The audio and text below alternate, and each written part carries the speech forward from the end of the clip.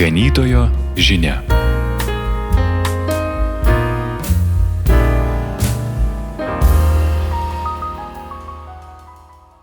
Labas rytas, būkite pasveikinti šį rytą. Esu Mindaugas Sabutis, Lietuvos evangelikų liuteronų bažnyčios vyskupas. Ir kviečiu jūs pasiklausyti Šventąją Evangeliją pagal Matą, 21 skyrių nuo 1 iki 9 eilutės. Kai jie prisiartino prie Jeruzalės ir atėjo į Beftagę prie Alyvų kalno, Jėzus pasiuntė 2 mokinius tardamas: eikite į priešais esantį kaimą ir to jau rasite pririštą asilę su asilaičiu.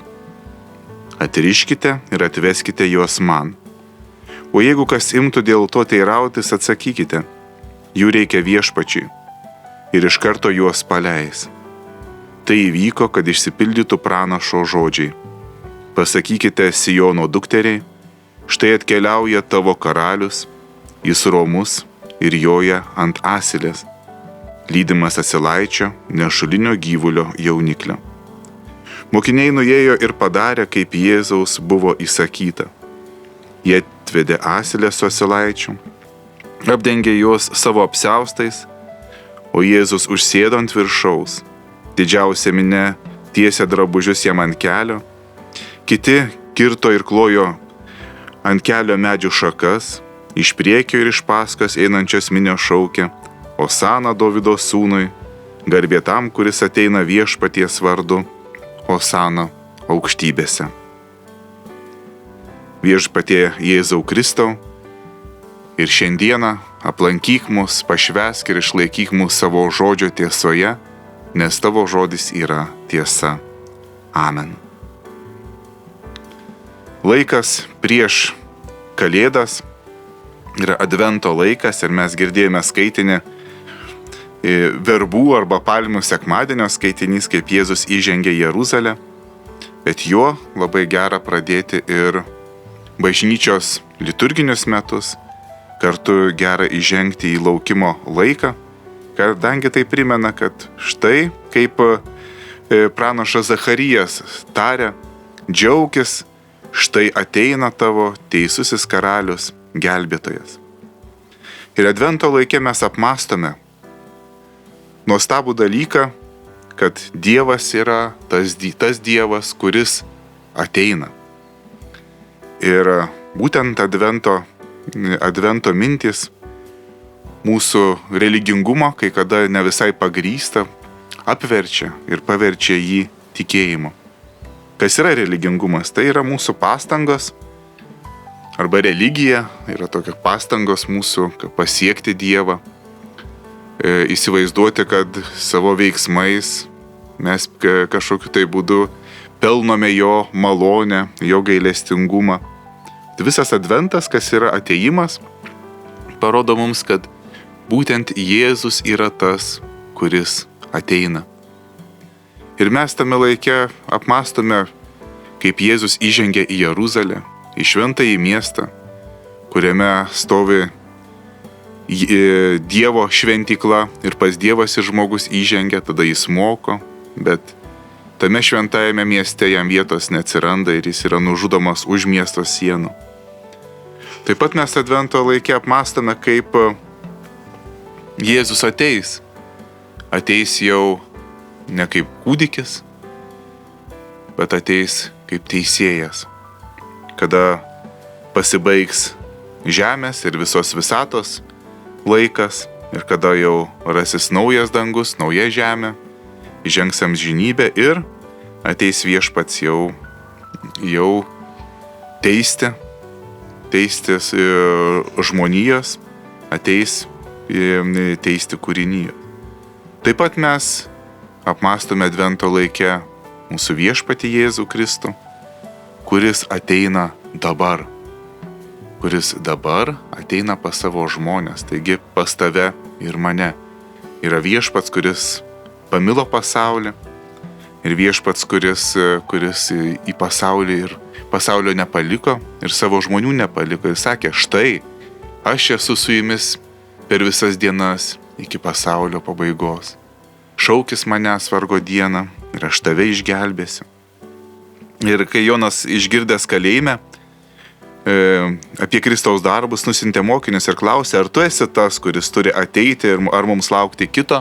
Tai yra mūsų sielos klausimas toksai, ar tu Viešpatie esi tas, kuris atėjai, ar mums laukti kito. Ir Jėzus atsakė per pasiuntinius Jonui, aklieji praregi, raiščiai vaikščioja, raupsuotieji apvalomi, kurtieji girdi, mirusieji prikeliami, vargdienėms skelbiama geroji naujiena ir palaimintas, kas nepasipiktins manimi.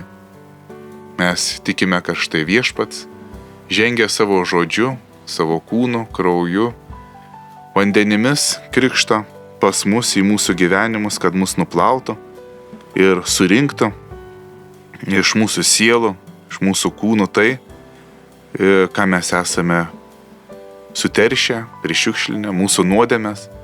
Ir štai jo ateimas į šį pasaulį ir buvo skirtas, kad į savo mirtimi ant kryžiaus numirtų už mus, kad mes turėtume gyvenimą, kad mums jau pražūti nereikėtų.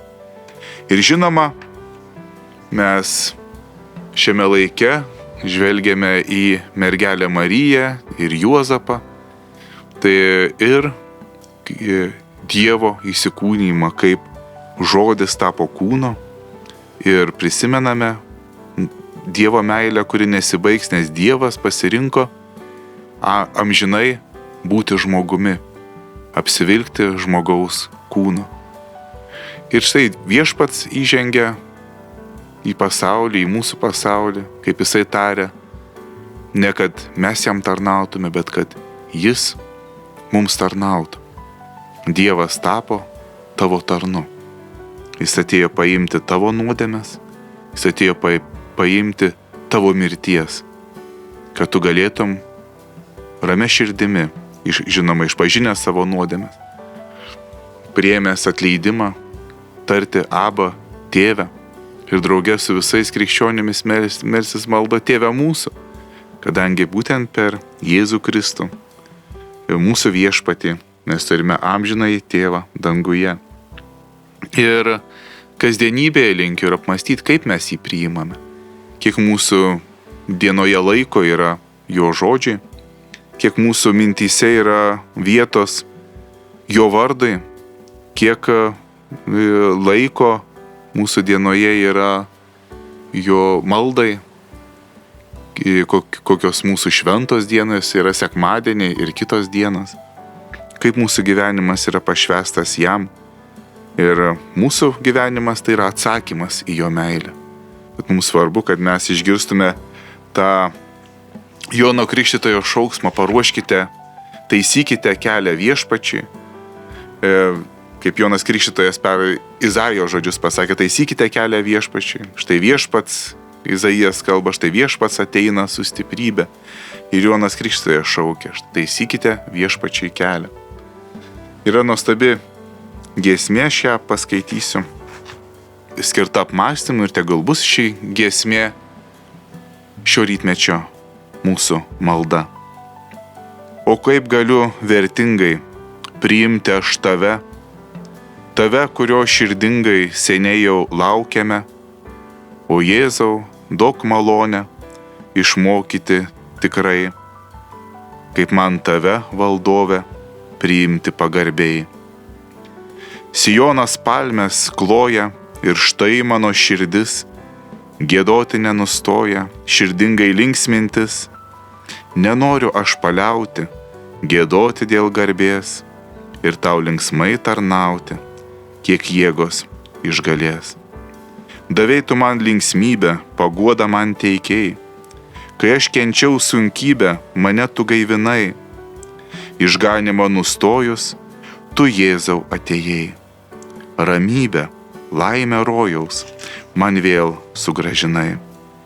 Ateis pasaulio teisti, piktuosius rūsčiai baus, o tikintiems duoti malonę iš dangaus. Ateik širdžių šviesybę, savus parvesk vaikus, įamžiną linksmybę į dangiškus namus. Palaiminto jums ryto ir gražios dienos su Dievu.